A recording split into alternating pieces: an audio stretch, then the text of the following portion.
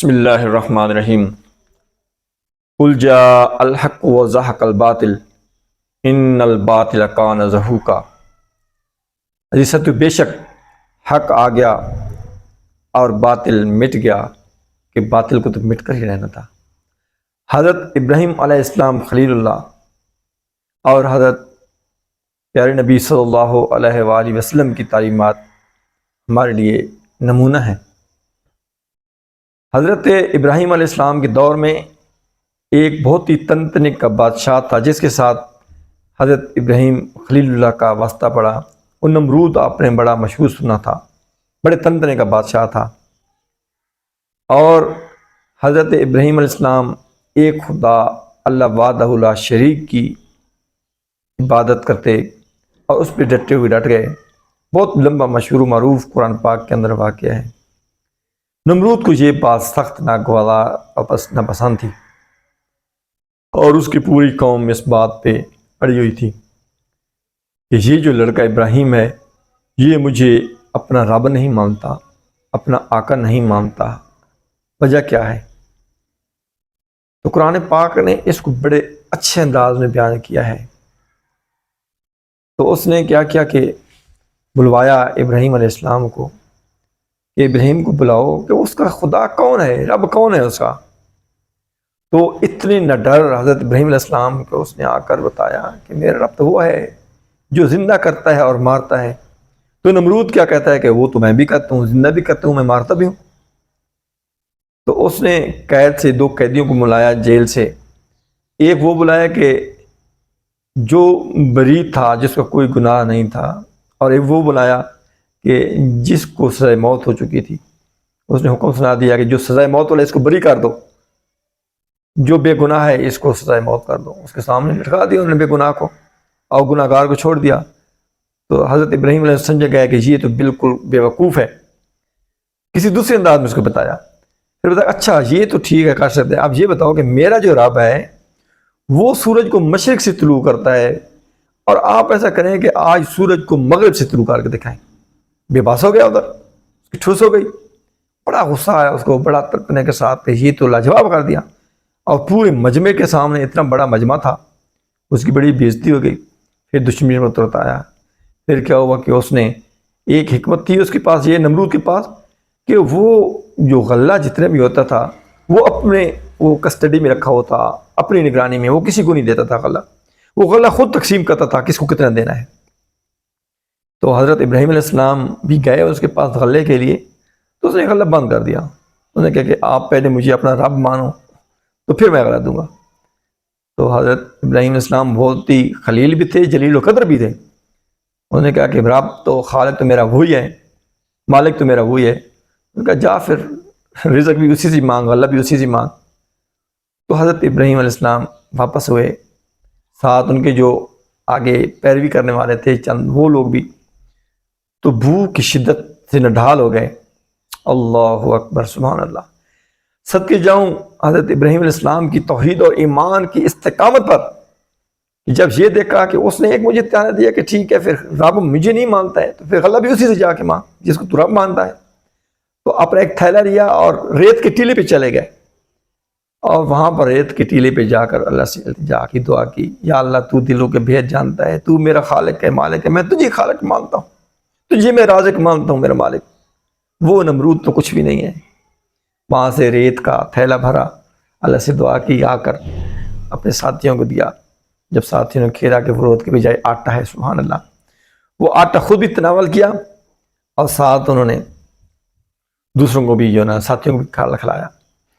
جب حضرت ابراہیم علیہ السلام کی یہ استقامت دیکھی، یہ بہادری کو دیکھی، تو وہ نمرود اور اس کی قوم اور زیادہ ڈٹ گئے۔ انہوں نے کہا اچھا ایسا کرو کہ اس کو آگ میں ڈال دو۔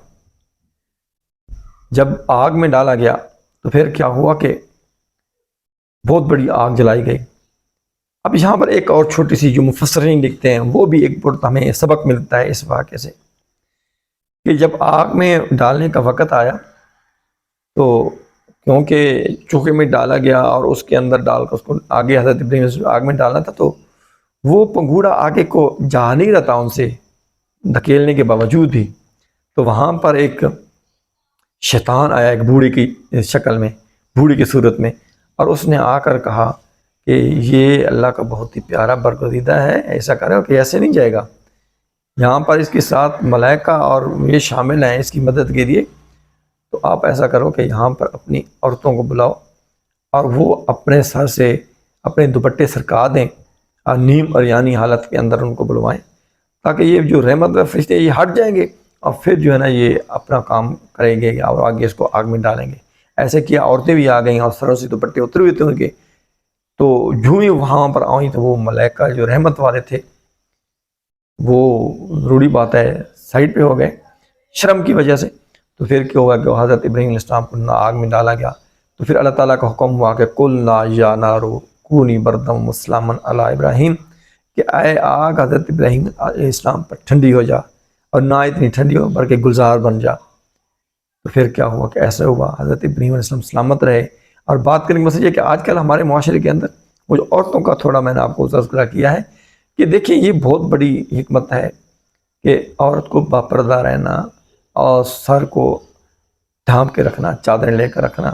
اکثر آج کل ہمارا رواج ہے کہ ہم سروں پہ دوپٹہ نہیں لیتے ہیں اور ہم جو ہے نا وہ پردے کا خیال نہیں کرتے ہیں۔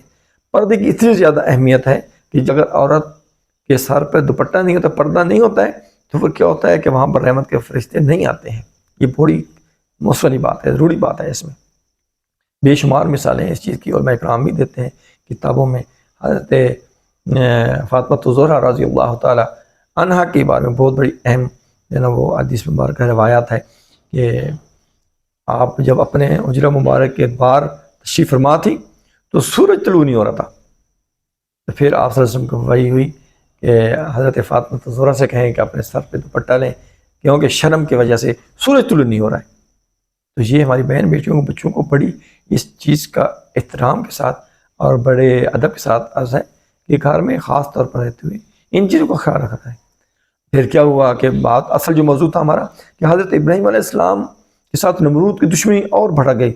اب جب یہ مناظرہ ہوا اور اس مناظرے میں یہ فیل ہو گیا تو پھر حضرت ابراہیم علیہ السلام علی اعلان اپنی تبلیغ شروع کر دی۔ پھر کیا ہوا کہ حضرت ابراہیم علیہ السلام قل جاء الحق وزهق الباطل ان الباطل کان زهوقا، تو پھر مٹا کے رکھا، اور حضرت ابراہیم علیہ السلام کو وہ طاقت عطا فرمائی اور وہ اللہ تعالیٰ نے آپ کو بلندی عطا فرمائی، وہ استقامت عطا فرمائی۔ اور نمرود وہ ایک مچھر سے وہ اس کی موت واقع ہو گئی، ایک مچھر سے وہ اپنے آپ کو نہیں بچا سکا۔ تو عزیز صاحب، تو بات کرنے کا مقصد یہ ہے کہ اللہ جل شانہ کی توحید، اللہ تعالیٰ پر ایمان اور اللہ تعالیٰ کے ساتھ ہمارا دل سے اس کو تسلیم کرنا، اللہ تعالیٰ کے تمام احکامات کو کہ وہ بھی خالق ہے، وہ مالک ہے۔ دیکھ کے رزق دینے والا اللہ کی ذات ہے۔ ابراہیم علیہ السلام نے اس ظالم بادشاہ کے سامنے ڈٹ گیا کہ نہیں، میرا خالق وہی ہے اور میرا رازق بھی وہی ہے، اگر تو مجھے غلہ نہیں دے گا تو کیا کہ میرا اللہ ہے وہ مجھے دے گا۔ اس نے ریت کو بھی غلہ بنا دیا، ریت کو بھی آٹا بنا دیا اللہ نے، لیکن کہا کہ ایمان کی سلامتی اور ایمان کی طاقت سے یہ ہمیں بھی چاہیے کہ ہم اپنے ایمانوں کو مضبوط رکھیں۔ یہ تھوڑی بہت ہمارے مسلمانوں کے پاس ایمان کی بڑی بڑی آزمائش آتی ہیں، ہمارے لیے بے شمار اصحابہ اکرام رضوان اللہ تعالیٰ علیہم اجمعین، انبیاء علیہ السلام کے بے شمار واقع ہیں، لیکن یہ ہے کہ ہمیں تہ دل کے ساتھ خشوع کے ساتھ اللہ جل شانہ کی بندگی کرنی چاہیے، اللہ تعالیٰ پر ایمان لانا چاہیے کہ ہر چیز کا خالق اور مالک اللہ کی ذات ہے۔ دیکھ آگ سے بچانے والا اللہ ہے، حضرت ابراہیم علیہ السلام کو پہلے بچایا آگ سے، اور غلہ دینے والا بھی اللہ ہے۔ یہ ہمارے لیے بہت بڑی اہم مثال ہیں۔ اللہ تعالیٰ ہم سب کو ہمارے صالح کرنے کی توفیق عطا فرمائے، ہم سب کی آل اولاد کو نیک و صالح بنائے۔ وآخر دعوانا الحمدللہ رب العالمین۔